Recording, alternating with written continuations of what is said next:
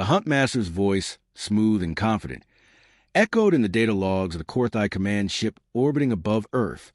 He described the planet below as a lush, untamed biosphere teeming with apex-level fauna. A death world, yes, by biological metrics, but not a threat by any technological standard.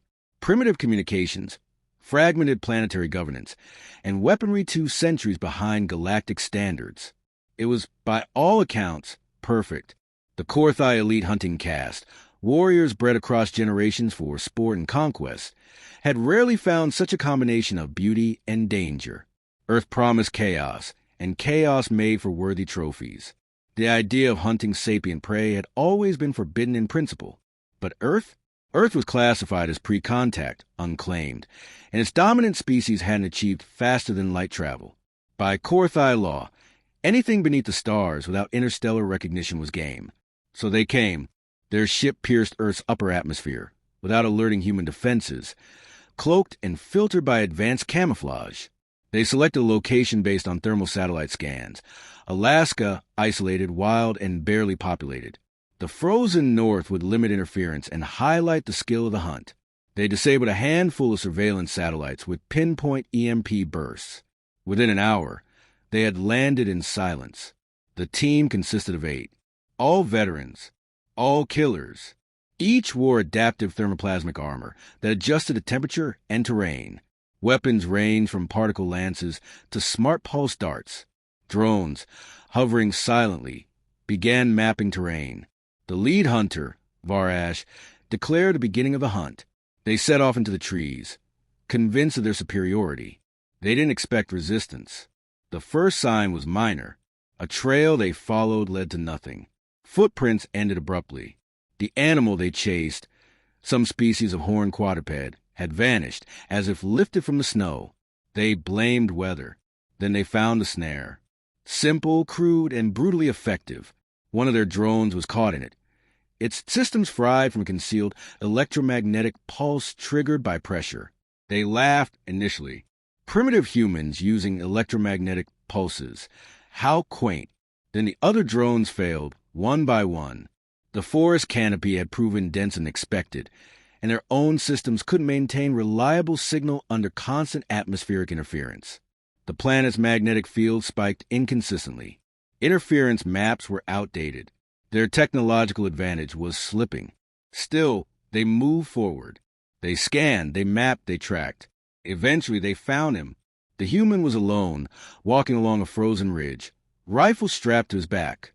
He wore camouflage furs and moved like a ghost. They observed from a distance, confident in their stealth. He paused as though sensing something. His eyes narrowed. He looked straight at them, through 3 layers of cloaking fields. They froze. That was not supposed to happen. No baseline human should be able to see through high-density optical refraction. He looked away and kept walking. That was the second sign. The third was blood. One of the Korthai scouts went missing. His beacon shorted out. Hours later, they found his body nailed to a tree, armor stripped, weapon missing, eyes wide open in final terror. No tracks, no signs of struggle, just silence. A message. They began to worry. Varash ordered a tighter formation. They activated counter-intrusion fields. It didn't matter. The second loss came at night. The hunter on watch never reported in. They found his helmet crushed, chest punctured by a sharpened branch coated in neurotoxin. The toxin, primitive plant-based, was devastating to Korthai biology. His body spasmed even after death. They scanned it again. He had been dragged into position, then impaled. The human was no longer fleeing. He was hunting. Confusion turned to fear. Earth's environment turned against them. Snowstorms struck unpredictably. Temperatures dropped too low for their systems to sustain without continuous recalibration. Their suits began malfunctioning from moisture, freezing and exposure to local bacteria. One of them developed tremors and hallucinations. The med unit didn't recognize the infection.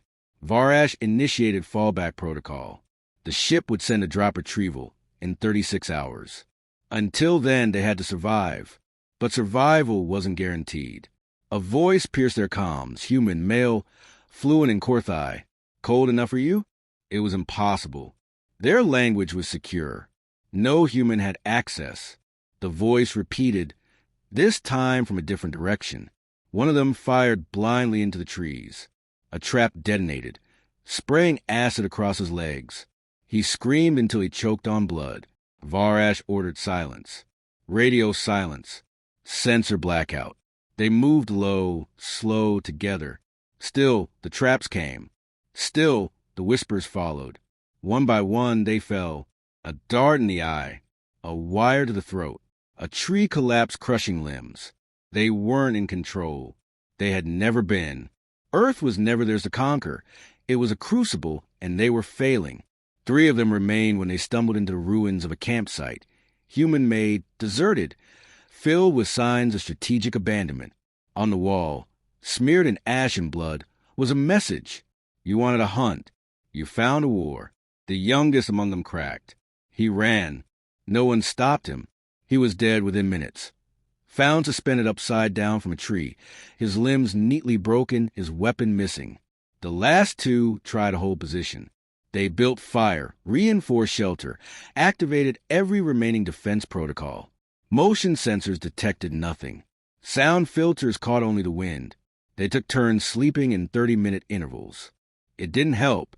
When Varash awoke, his companion was gone. No sign, no struggle, just the sound of metal scraping in the distance. He stood alone now, Korthai on a guard, supreme predator of his species, trembling as he scanned the white horizon. The voice came again. You brought weapons. He turned. Nothing. You brought armor. Nothing. You brought pride. A blur moved in the treeline. I brought history. The final confrontation was not noble. There was no battle. There was only fear. Varash fired everything he had. Energy cells burned red. The trees caught fire. Snow melted into steam. He screamed. A shape moved behind him. Cold metal touched his throat. He froze. Then darkness. When an emergency beacon activated from his corpse, orbiting systems took note. A signal burst into space. The data was fragmented, corrupted. Audio played only one clear message. Earth is not your playground. Come again, and we'll bury you deeper. Then static. Above, the Korthai command ship drifted silently. Its crew listened, horrified, as the telemetry ended. 8 went down. None returned. The captain turned to his crew. We miscalculated. No one disagreed. News of the failed hunt reached the Korthai High Table within a rotation. The recordings were studied, dissected, and verified by internal authorities. 8 elite hunters, fully armed, fully trained, gone. Not a single signal of distress had breached the initial communication blackout.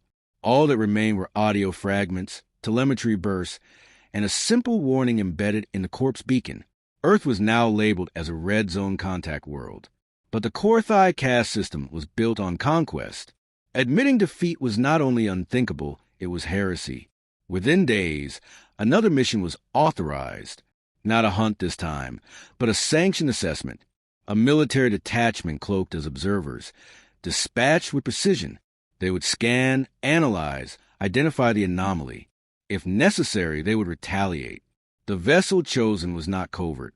It was a destroyer-class ship outfitted for planetary suppression, carrying 200 soldiers and full orbital strike capability.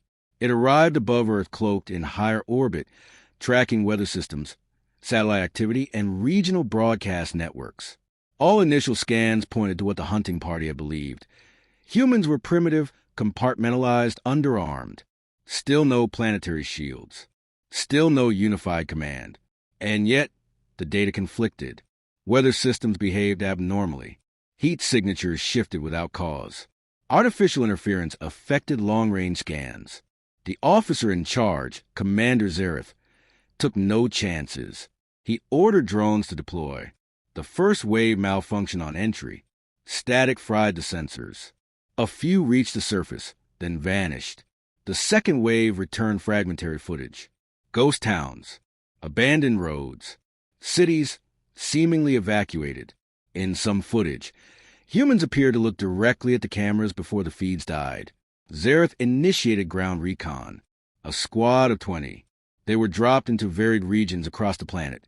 Forests, deserts, suburbs, Arctic edges. No contact. No response. Every group disappeared within 6 hours. Not a single distress signal. Not a single body recovered. The crew began to whisper. Then the audio logs surfaced, not from Earth, but from the returning equipment. Each unit that vanished left behind encrypted voice data, recordings of conversations, laughter, language-switching humans. One log detailed a Korthai soldier whispering about footsteps in the dark. Bare feet, fast, too fast. Another log cut off mid-sentence, after a shriek. One contained just a single word in the Korthai tongue. Run. Commander Zareth shifted tactics. He attempted long-range communication with the Interstellar Command Network. The message failed. Jamming on a planetary scale, he concluded, but he couldn't locate the source. They tried to reposition the ship. Engines wouldn't fire. Diagnostics reported no fault. Gravity sensors fluctuated. The ship moved. Without engines, they were being pulled, slowly, toward the planet. Zareth assembled his officers. He demanded answers. No one had any. The laws of orbital mechanics had stopped applying.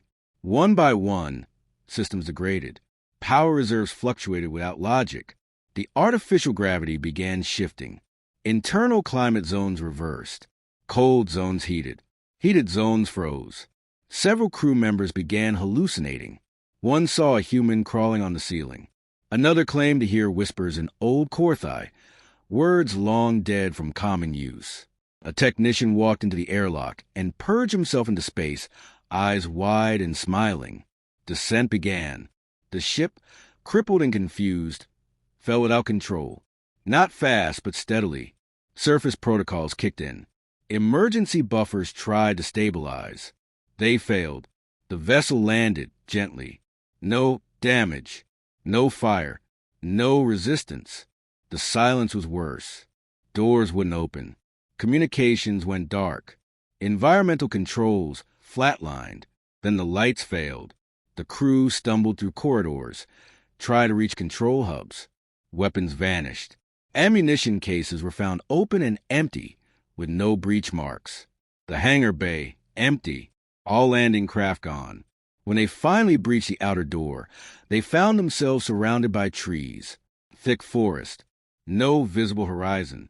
No sun, no moon. Just trees. And silence. Zareth ordered perimeter. His men obeyed. 5 vanished that night.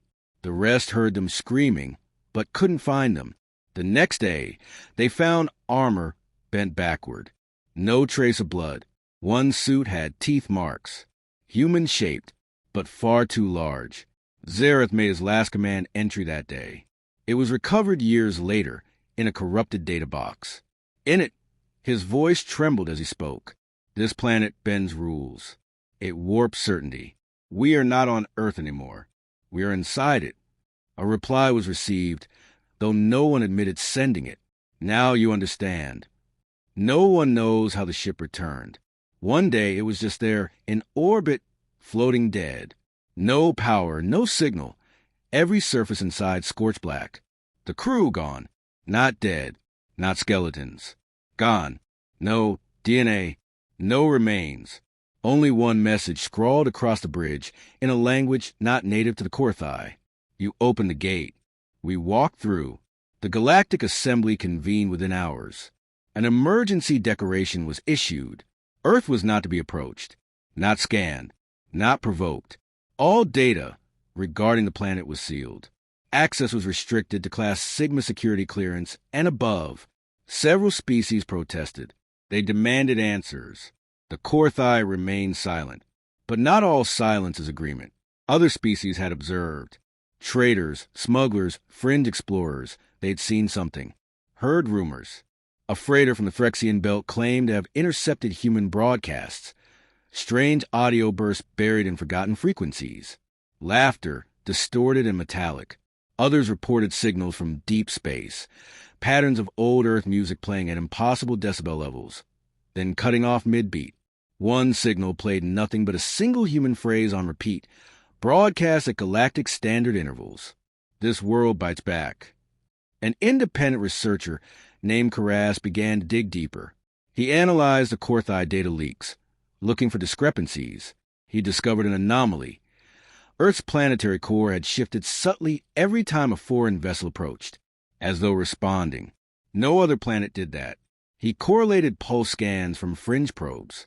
The data hinted at vast, unmapped structures beneath Earth's crust, geometrically precise, impossibly deep, not human-made, not natural, something old. He tried publishing his findings. The article was scrubbed from every archive, his account erased, his lab destroyed. But the data persisted. A shadow network formed, scientists, explorers, species curious or unafraid. They called themselves the Silent Curve.